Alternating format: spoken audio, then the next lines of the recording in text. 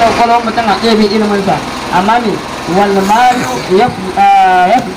amma ita dukiya kuma me takan kamewa an kan waye gari a samu wani me ya zama talaka haka ne sannan a cikin abin da me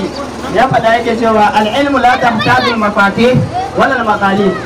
masani ba ilimi baya bukatar kubobi da za a rufe shi ko kuma wani mukullai walakin al-ma yahtaju al-mafatih wal maqalid amma shi dukiya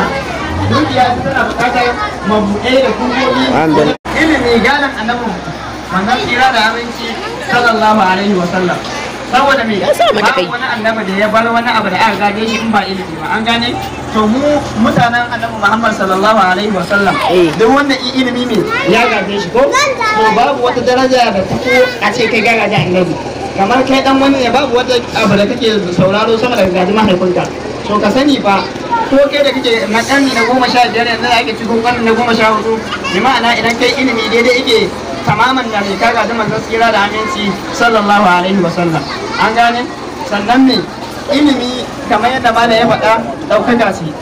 idan muka ɗau hadisi kamar yadda muke duk ɗalibai za mu ga zai wuya ka gama karanta nuska ta hadisi baka ce an abi hulaira ba haka ne ko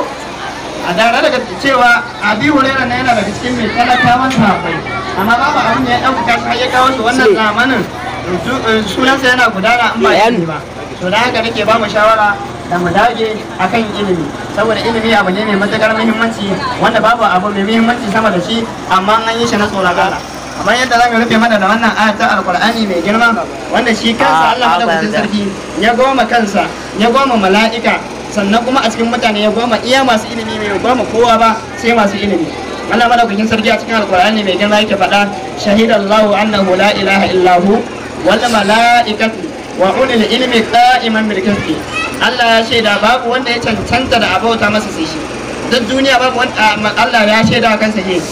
cewa shi ya cancanta da abauta masa sannan Allah madaukakin sarki ya ce wal mala'ika sannan su ma mala'iku sun shaida babu wanda ya cancanta da abauta masa sai Allah sannan kuma me sai Allah ya wa ulil ilmi da masu ilimi qa'iman bil qisti wanda suka tsaya domin gaske adalci sai suke domin adalci bi ma'ana abin da yake nuna ma anan ba faɗin wani an ce mai kuɗi ko kuma mai iya kaza ba shi ya shaida ba mun bautawa babu wannan shi yasa imamu ibn kasir a cikin tafsirin sa yake cewa wannan Allah ya yi takarini daraja ce mai girma a hada kai da mala'iku wanda ba su saban Allah amma wanda muka sani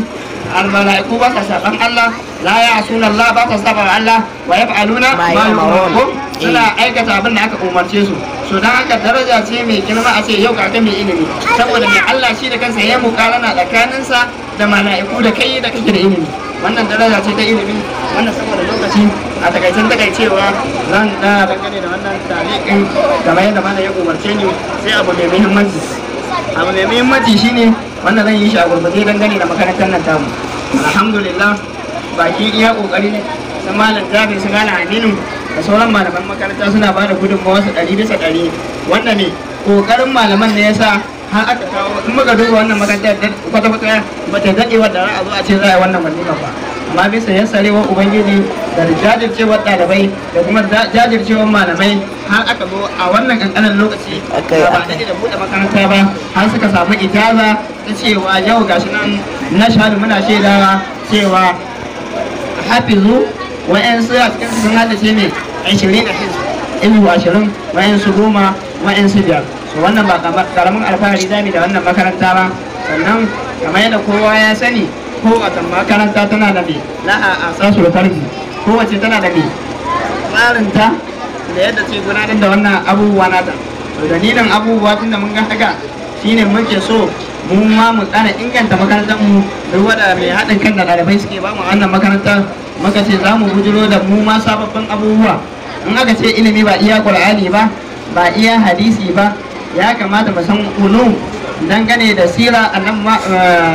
annabin tsira da amincin Allah ya kamata a ce makaranta ya ba ba sira da yaran suke da saka kamar da kai ya kamata a ce sira ma ta shigo ko cikin abin da za mu dinga koyarwa wannan mun zuwa mun tattauna mun sa ma irin littafin da zamu sa shine wanda mai aswabi min sira wanda wani mutum ya rubuta shi kuma insha Allah bi qarib in Allah ya yarda ba mu jarrada komai tunda dai muna da mushkila ta makaranta amma insha Allah komai ya zo karshe kuma koma sabo makarantar da muke tunanin komawa insha Allah za mu tawbihin abin mu fito da abin karara za mu zo da funun na ilimi insha Allah wannan ne yastawi ila tullabina wannan ya daidai da ɗaliban makarantar insha Allah wannan ne kwakwalwarsu ba ta gaza gane wannan abin ba domin mu yi faɗawurat walis da harat mu ɗaukaka makarantar makaranta ce inda insha Allah muke bukata ta je kuma insha Allah kamar yadda malaman mu suke kokari muna yi musu godiya 100%, sannan ɗaliban mu ma muna muku godiya akan kokarin da kuke Allah saka muku alkhairi. Assalamu alaikum wa rahmatullah.